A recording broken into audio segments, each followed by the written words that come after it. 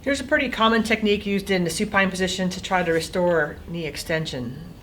So again, from an arthrokinematic standpoint, you have a concave tibia on a convex femur. So with extension, you need a relative anterior glide of the tibia, in this case towards the ceiling. And remember that in the last 15 degrees or so of extension, there's a little bit of a lateral rotation of the tibia relative to the femur. So a little bit of toeing out in the last 15 degrees because the joint surface on that medial side is longer from front to back than the lateral side. So the tibia glides anterior with extension. It kind of stops, runs out of room laterally, but there's more room medially. So it keeps gliding anterior on the medial aspect, creating a little bit of that lateral rotation.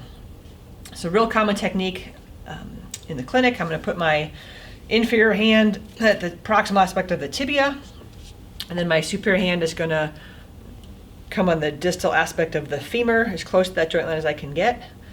And just by my hand position already in my arm position, you can tell that I'm giving a relative medial glide to the femur by pushing it towards the floor, and a relative lateral glide, external glide I should say, at the tibia with an anterior glide here. So it's just kind of a natural hand placement that I can give an anterior glide emphasizing lateral rotation at the same time.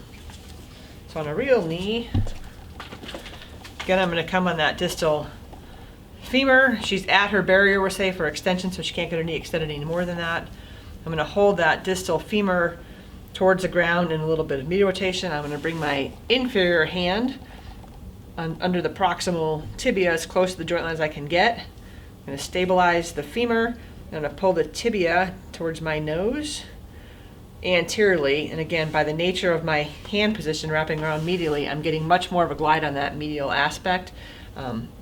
If you kind of watch my right arm too, I'm getting that external rotation as I lean back through my trunk. So really common technique, really effective technique.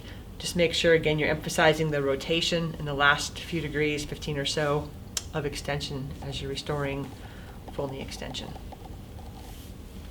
Okay.